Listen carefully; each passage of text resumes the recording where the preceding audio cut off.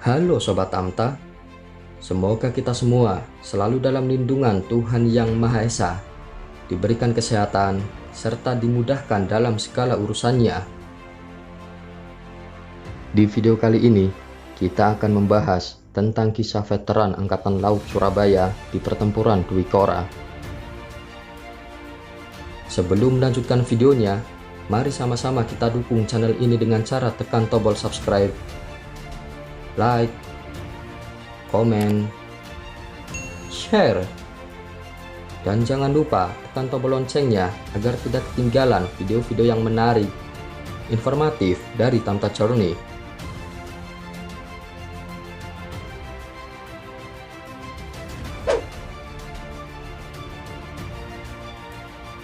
Ngasrin adalah seorang pensiunan angkatan laut. Pada saat ditemui di kediamannya yang berlokasi di Ketintang Baru, Gang 8, Nomor 9, RT 1, RW 3 Surabaya, pria kelahiran 1944 itu menceritakan kisahnya sebagai pasukan gerilya di perbatasan Kalimantan dan Malaysia. Sejak tahun 1964 hingga 1966, Ngasrin bergabung dengan pasukan 2 Komando Rakyat atau Dwi Kora dalam mempertahankan perbatasan Indonesia dari Malaysia. Kala itu ia berusia 23 tahun, berangkat dari Surabaya menggunakan landing ship tank atau LST menuju Kalimantan Utara.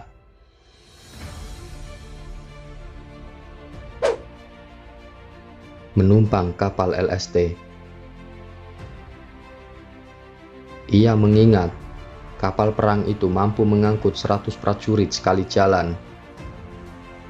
Sejumlah kendaraan perang terparkir di geladak depan. Bagian depan ada beberapa tank dan panser. Perjalanannya memakan waktu 1 minggu, kata Ngasrin. Setelah perjalanan yang melelahkan, kapalnya melempar jangkar dan mendarat di Pulau Sebatik. Angkatan Laut lantas dibagi menjadi beberapa regu. Satu regu berisi 9 orang yang dibagi lagi menjadi 3 kelompok. Masing-masing kelompok berisi 3 orang. Dalam regu Ngasrin, 3 kelompoknya dipisah menjadi 3. Mereka ditugaskan berjaga di daerah Mambangan, Mantikas, dan Sungai Bunyu. Kelompok saya di bagian Mantikas. Kami langsung membangun tenda untuk berjaga-jaga dan beristirahat. Kami juga membuat dapur sendiri dengan bahan dari yang ada di hutan, ujarnya. Di Pulau Sebatik, mereka bergegas membangun tenda dan tidur beralas jas hujan tebal selama 23 hari. Namun kondisi tenda tak mampu bertahan untuk waktu yang lama. Ngasrin dan 2 temannya lantas membangun gubuk, mencari kayu dan daun nipah untuk atapnya.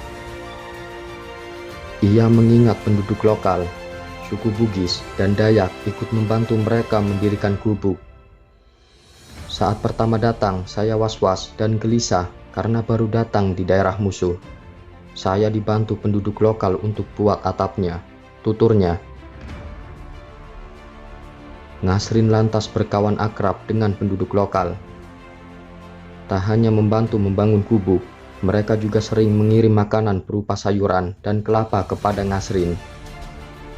Sebagai gantinya, Ngasrin mengajari anak sekolah dasar di sana 3 kali setiap minggu.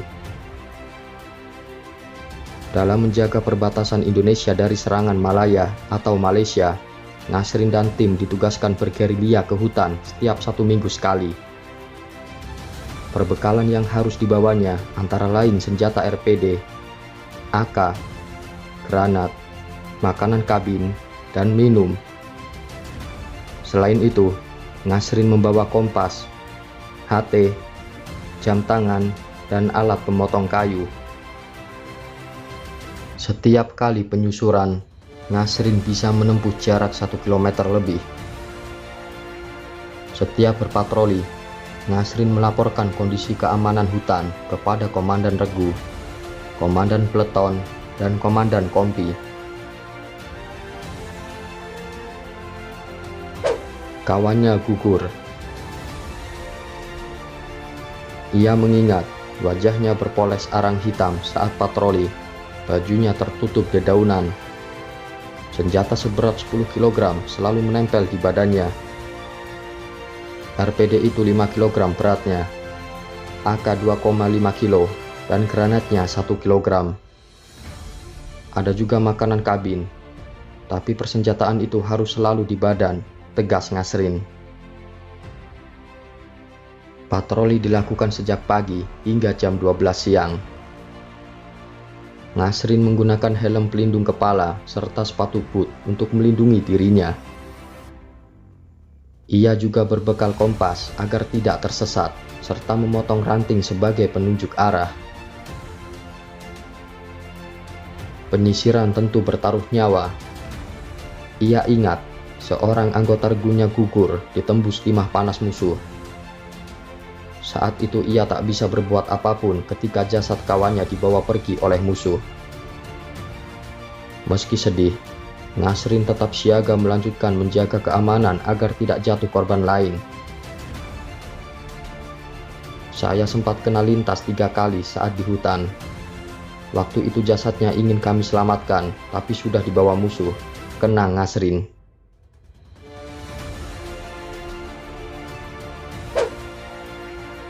Terima tunjangan tahun 2002.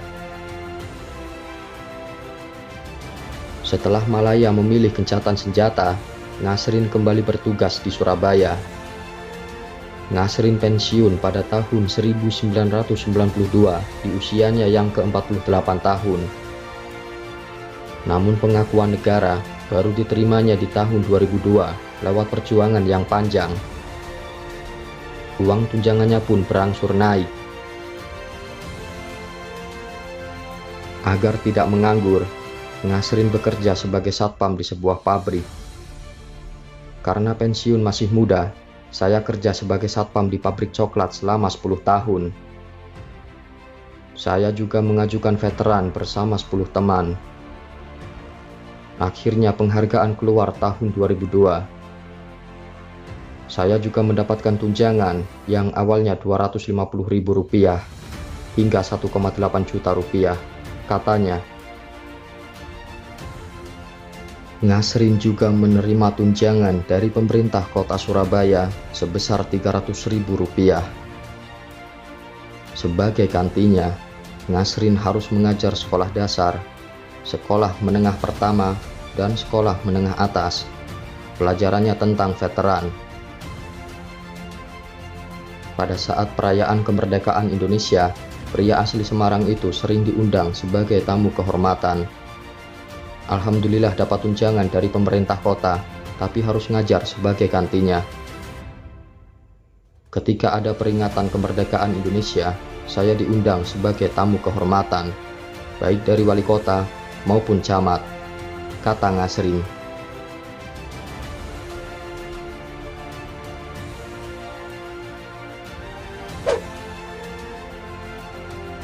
Demikianlah yang bisa kami sampaikan tentang kisah veteran Angkatan Laut Surabaya di pertempuran Kwikora.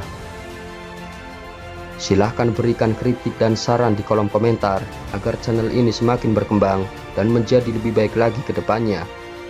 Semoga video ini bermanfaat dan menambah wawasan untuk kita semua. Terima kasih.